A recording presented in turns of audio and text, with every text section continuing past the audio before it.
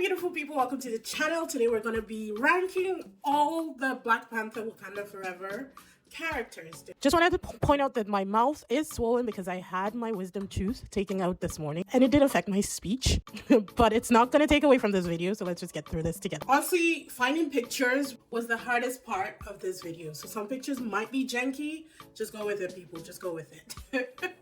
I'm going to be ranking based on powers and also my liking of them. So be sure to do your own ranking. You can do your top 10 in the comment section. I will be very interested to find out what you guys think and how you guys will rank the characters. Be sure to like, subscribe, hit that notification bell so you know when I post new videos. There is 20 characters that I'm ranking, so let's get into it.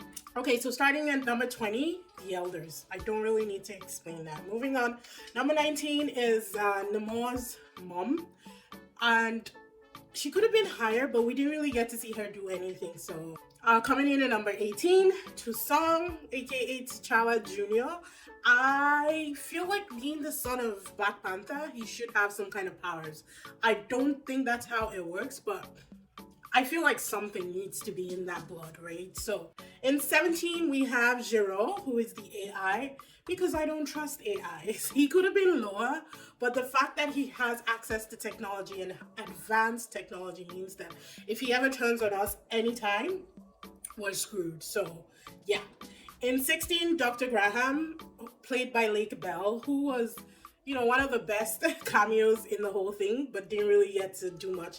She did initially take down a couple Talokans, but we all know that they are like the undead and they just rise back. So good on her, but she did die in the end. So yeah. In 15, we have Killmonger, who is pretty strong, but because he was already dead and a dream, I don't think he plays much. He doesn't have much to do in this video. So in 14, Everett Ross, who has some power because he works for the United States government, but is pretty powerless when you come to think about it. I mean, he got taken down by his own ex-wife. So yeah. 13, Val de Fontaine. Just love Julia Louise, love her. She is stronger basically than Ross because she has more power than him right now, and she's basically sitting at the top of the stratosphere and she's pretty powerful. She reminds me of Amanda Waller and Nick Fury fused together. That's who Val reminds me of. 12, we have Riri Williams, aka Ironheart, because yes, she's extremely intelligent, but without her technology, she can't really fight. And I'd say she might survive just by, you know, building things and putting things together and surviving. But in a real world scenario, I don't really think so. But she's high up there. She's number 12, so that's saying something. Number 11, we have Aneka, who's played by Michaela Cole. I wanted to put Aneka higher because I do feel like she's a badass, but they didn't really get to show us much. She kind of rode the suit, which I hated. I didn't like that. Well, no, I hated the mask of the suits because I don't like owls. So the Midnight Angel, or whatever it was called, wasn't really a fan of the mask. Aneka, however, I hope we get to see more of her and just to see how strong she is. She's a pretty good fighter, and that's why she's number 11.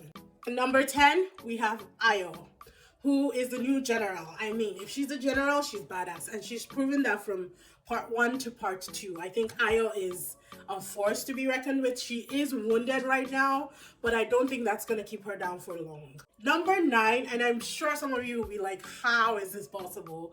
Is Queen Ramonda, because I thought the Queen was a freaking badass in this movie. She was amazing, and I can't rave enough about Ramonda. I just can't. I put her at number 9 because not only does she have access to training, but she also has access to the technology, and she's the queen, so she's extremely powerful. So I mean, there's a lot of power that comes with that, and I think that 9 is very, very nice for Queen Ramonda. I could have put her higher, but a lot of these characters that are coming are pretty strong. In number 8, we have Nakia, who is just a brilliant tracker, and she can fight as well. We get to see her use her rings a couple times, but we don't really get to see Nakia like in both movies, right? So I don't really know much about her.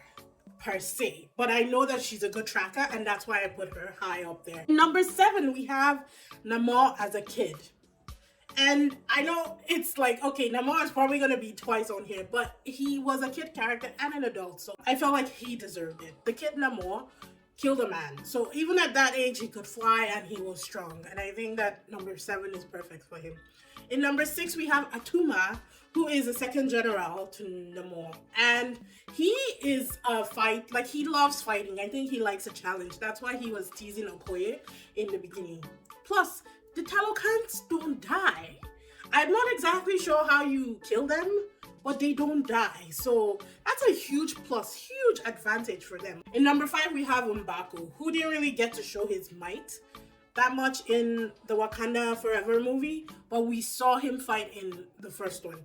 Plus, he's hella funny, and I love that. And I think that number 5 is actually really great for him. He could be higher, actually, but number 5 is perfect. In number 4, we have Okoye, who is the former general, now the number 1 Midnight Angel, I guess. Okoye is formidable. I don't really think I need to explain this, so we're just gonna move on from that. Number 3, we have Namora, who I just realized making this list that Namora and Namora are basically the same name. So I wonder if they mean the same thing without love, because she was ruthless. Even at the end, where she was questioning his decision to side with Wakanda, she was like, we could basically take these people. I don't know what you're doing, right? But I liked her. She was badass. Again, they can't die.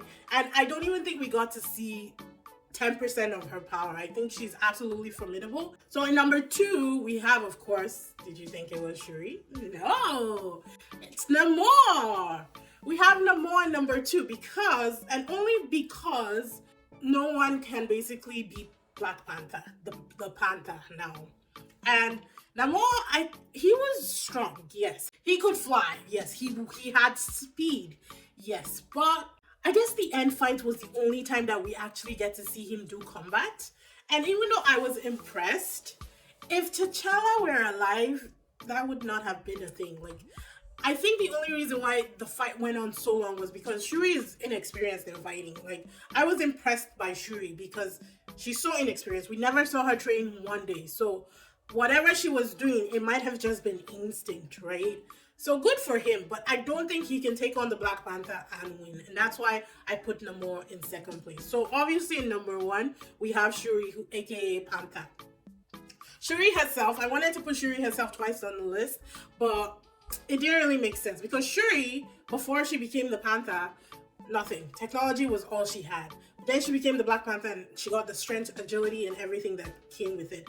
And exactly, that fight at the end, that fight was absolutely amazing. When she cut off his wing, oh my god. Both times that I watched it, I was so impressed. I think that she did a wonderful job, and I think that she deserves number 1 position. Besides, the Black Panther is the best in everything. That is my ranking. You guys, let me know what your rankings are in the comment section. Challenge me. Tell me why your rankings are the way they are. I'm very, very interested in knowing what you guys think and how you guys would rank the characters. You can do your top 20s or top 10s or top 5s. I don't care. I just want to know how you guys will rank these characters. But I hope you enjoyed this video. Be sure to like, subscribe, hit that notification bell. Also follow me on Instagram. It's at Disbydem. It's the same across all the platforms. Thank you guys for tuning in and joining me today. I will see you in the next one. Bye.